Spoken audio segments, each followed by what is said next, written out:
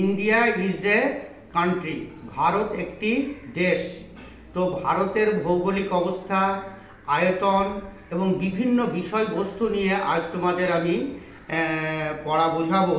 তো এখানে দেখো অটোমেটিক এখানে আমি ছবিটা এঁকে রেখেছি, বেশ কিছু তথ্য এখানে দেওয়া আছে। প্রথমে দেখো যে এখানে লেখা আছে ইন্ডিয়া ইজ এ কান্ট্রি, মানে ভারত একটি দেশ।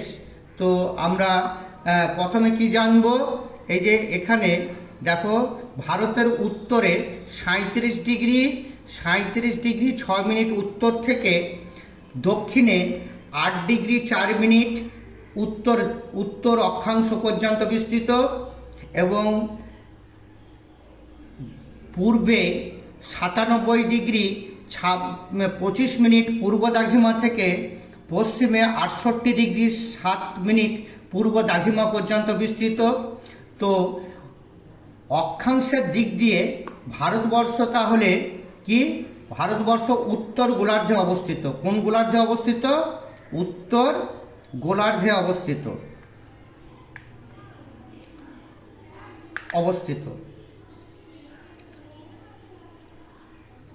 আর দ্রাঘিমার দিক দিয়ে ভারতবর্ষ পূর্ব গোলার্ধে অবস্থিত। পূর্ব গোলার্ধে অবস্থিত।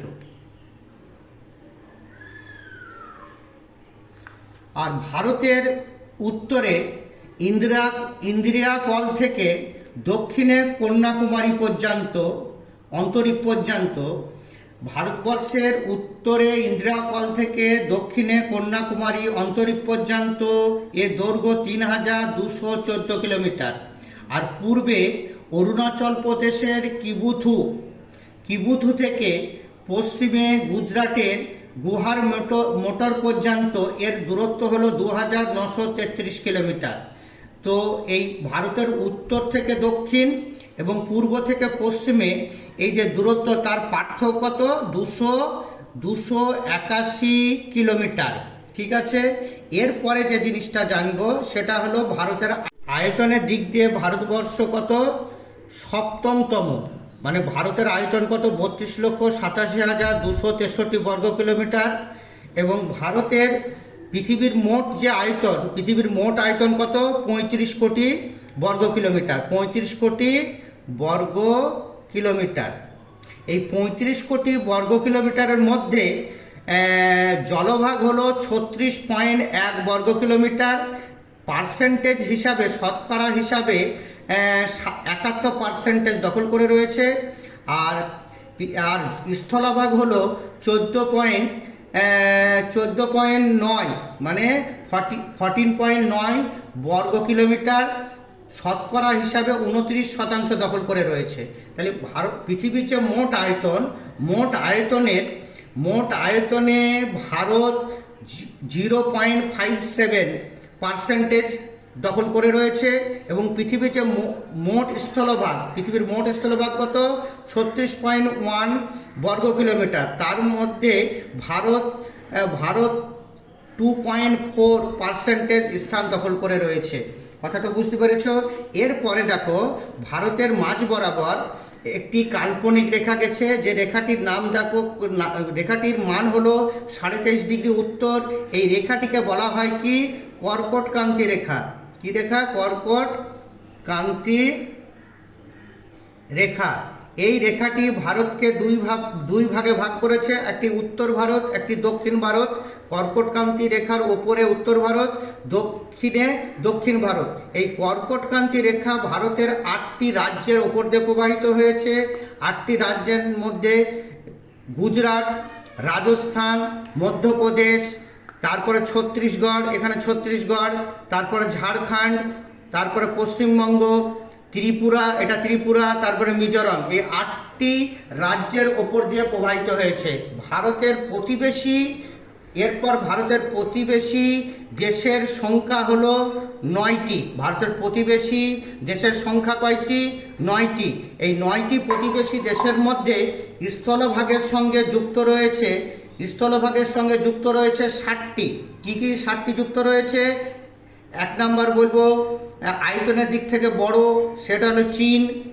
তারপরে বলবো চীনের পর বাংলাদেশ, নেপাল, ভুটান, মায়ানমার, আফগানিস্তান, পাকিস্তান। আর জলভাগের সঙ্গে যুক্ত রয়েছে দুটি, সে দুটি একটা হলো শ্রীলঙ্কা আর এটা হলো মালদ্বীপ, এই এর মধ্যে রয়েছে। আর ভারতের সঙ্গে যে প্রতিবেশী দেশ আছে, সেই প্রতিবেশী দেশের সঙ্গে কয়েকটি লাইন রেখা রয়েছে। রেখার মধ্যে প্রথম যেটা হলো সেটা এইটা, চীন এবং ভারতের যে রেখা রয়েছে সেই রেখাটির নাম কি? ম্যাকমোহন লাইন, যেটি ভারত এবং চীনের মধ্যে রয়েছে। আরেকটি পাকিস্তানের সাথে, পাকিস্তান ও ভারতের যে রেখা রয়েছে লাইন, সেই লাইনটির নাম হলো রেড ক্লিফ লাইন। আর আফগানিস্তানের সঙ্গে যেটি রয়েছে সেটি ভারত আর আফগানিস্তানের সাথে রয়েছে, সেটা হলো ডুরান্ড লাইন। কথাটা বুঝতে পেরেছ?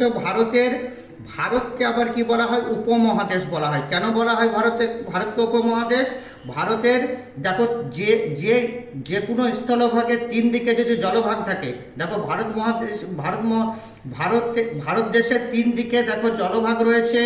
দক্ষিণে কি আছে? দক্ষিণে ভারত মহাসাগর, পূর্ব আছে বঙ্গোপসাগর, আর পশ্চিমে আছে আরব সাগর। তাই ভারতকে বলা হয় ভারতীয় উপমহাদেশ। তো ভারতের 1947 সালে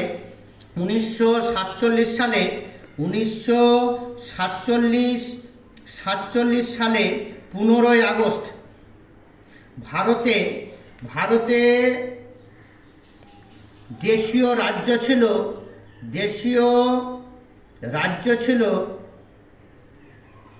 রাজ্য ছিল কত? 39টি। আর বর্তমানে ভারতের রাজ্য হলো 28টি। এই 28টি রাজ্যের মধ্যে আয়তনের দিক দিয়ে সবচেয়ে বড় রাজ্যটির নাম হলো কি? এখানে রয়েছে রাজস্থান। আর সবচেয়ে ছোট রাজ্যটির নাম হলো এখানে গোয়া। তাহলে আয়তনের দিক থেকে সবচেয়ে বড় রাজ্যটির নাম হলো কি? রাজস্থান, ছোট হলো গোয়া। তো এর পরে যে জিনিসটা জানার চেষ্টা করব সেটা হলো যে এরপরে যে ভারতের যে বিষয় নিয়ে আলোচনা করব সেটা হলো জনগণনা। এখানে দেখো 2011 সালের জনগণনা অনুযায়ী ভারতের লোক সংখ্যা ছিল কত? ভারতের লোক সংখ্যা ছিল 121,04,54,000। এই 2011 সালের জনগণনা অনুযায়ী ভারত জনসংখ্যার দিক দিয়ে ভারত ছিল দ্বিতীয়তম। আর বর্তমানে ভারতের লোক সংখ্যা